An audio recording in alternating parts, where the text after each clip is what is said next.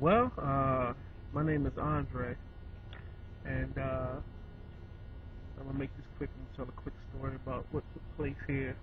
Unfortunately, there was lives that were lost. Woke up one morning, had to be around maybe 11 o'clock, and tending to my son. And about an hour later, maybe an hour and a half later, my brother came to my room door and said the neighbor's house was on fire. At that point, I didn't know what magnitude the house was burning. Um, so he actually called the fire department. By the time I came down the steps and ran out here and came across the street, the house was completely engulfed in flames. Um, One of the lives that were lost, there was a brother who initially was trying to get out of the fire, and he was actually laying in front of the door, and me and another gentleman that was close to him attempted to try to pull him away from the fire. The fire was extremely hot, therefore we couldn't get within. Actually, he was a good 5 feet away from us, so you can only imagine um, how hot he was. He initially climbed out of the window, fell in front of the door, um, and from that point, prior to that, the neighbor was trying to get him to come around back. He was unaware of actually what was taking place. He was trying to tell him the house was on fire. The windows were breaking. So by the time I got around here, he was outside and he was burned pretty bad. No skin, pretty bloody. But he was attempting to get up to try to move away from the fire. He was laying in the doorway. The door was open. At this point, in my opinion, I think if the front door had stayed closed, the fire probably wouldn't have engulfed the front of the house the way it did. The more oxygen you have, bigger the fire's going to burn. I think initially coming out the window, if he'd have been hurt, could have got him away from the fire. But being that the door was open and he was hurt, he couldn't get away from the flames. So it was a slow process of him trying to get up, move away from the flames.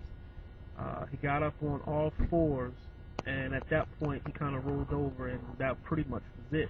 Um, at that point, in between this process, I'm running back and forth trying to get buckets of water to try to get some water on me, and another gentleman wet a blanket to try to throw over him. But he was just, the fire was extremely hot. We couldn't get any closer than 5 feet, so you can imagine the person is like right there in front of you, but you can't get any closer to him to try to help him. He didn't say anything. It was just a horrific, extremely horrific scene.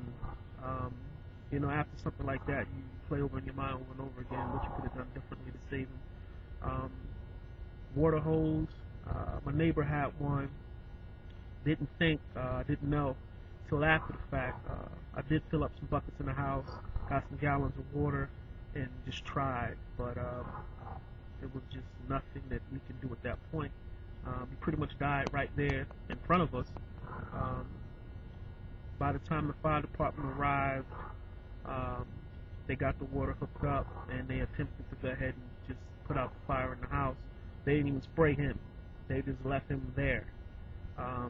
I guess from the way he was positioned and how he looked, they pretty much assumed that he was already dead. In my opinion, I probably would have checked anyway, but I'm not a fire expert, so I don't know. But it's an extremely terrible way to die because it's a very slow process. It's one thing to die from the smoke and your sleep, but to be awake and to be not be in the fire itself, but just far enough away where you're going to burn and cook very slowly.